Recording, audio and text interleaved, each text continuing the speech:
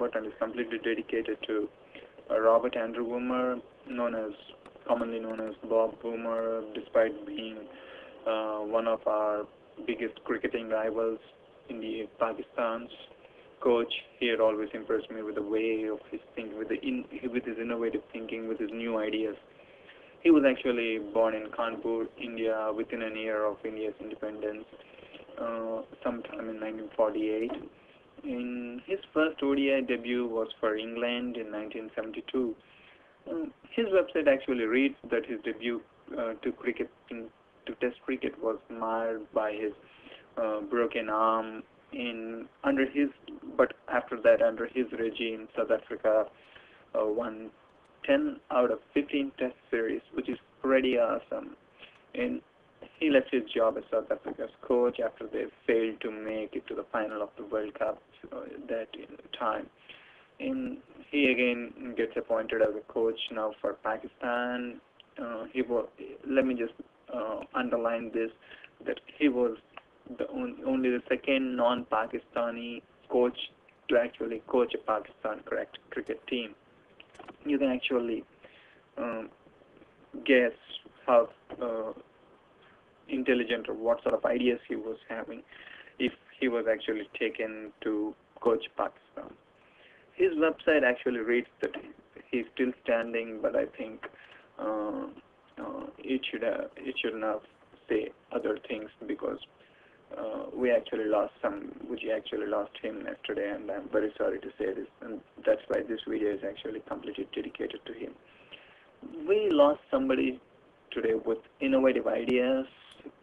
Actually, okay, let me give you an example. Does anybody remember the way he was conversing with Hansie Cronje, the then captain of South Africa, through the earpiece when South Africa took field against India, and he was actually discussing and changing strategies with Hansie Cronje in 1999 World Cup. I mean, he was the one who actually started this earpiece thing, and this actually led to a lot of discussions thereafter whether they can do this or not. And I even clearly remember the match between India and Pakistan, in which he put up a personal scoring board on a sheet, actually comparing both Indian and Pakistani scores and asking the then batsmen to keep their cool and keep wickets in hand. And actually they chased down a mammoth Indian total. Then,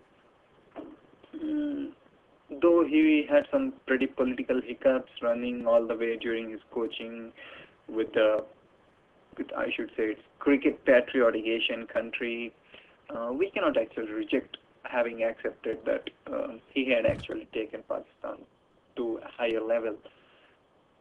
But it is a demise to see that nothing went right for them right from the start of the World Cup.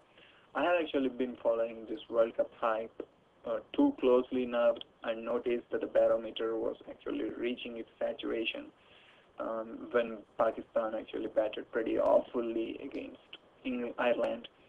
And as expected, all hell broke loose when the barometer finally burst that evening after Ireland successfully and pretty easily chased down that target with just a few blips to the end of the innings, losing a couple of wickets there. But yesterday, that is on 18th March 2007, at approximately 5:15, it was reported that Woolmer was taken to hospital after he was found unconscious in his room.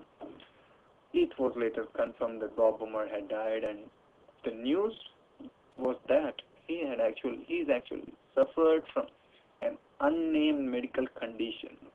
I mean, an unnamed medical condition, and that the cause of the death was not yet known, and this unnamed medical condition is actually increasing my concerns potential, because this actually raises a lot of questions now. I mean, to the cricketing future, especially the Pakistan's cricketing coaching future. I mean, I just wonder who will take up the charge after him, because the passions being so high, people actually desperate to win, and cricket patriotic mobs, and I mean, we have a lot of issues there. We have the list goes on and so forth. There were pretty wild statements made in the open by a number of fans associations asking to, I mean, I even heard some statements asking to chop off Bob and Lindsay, those uh, cricket patriotism is so high in the subcontinent countries. I mean, in these South Asian countries, Pakistan, India, South Sri Lanka. Okay, even some others were sparing enough by just asking them to step down from their respective positions. But that wasn't even helping the cause of the game either. I mean, that was just adding to the tensions building up already. I mean, an insight to certain such situations actually terrifies me.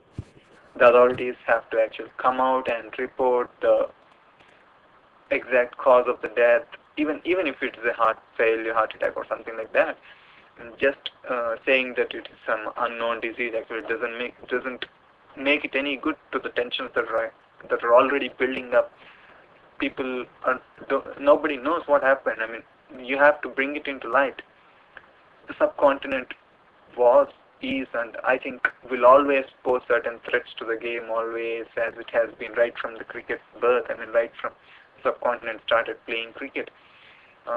It's always been a challenge to the players, to the coaching team members, to the selectors. It's always been a challenge. I mean, it will always be a challenge too. In my opinion, we should have certain passions to certain levels, but we should not be crossing their limit.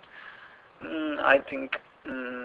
I'm very, very sorry. I was very sorry to look at the news that he was no more, because the way we actually lost some innovative person. I mean, okay, I'll end this saying this, and do please post your comments.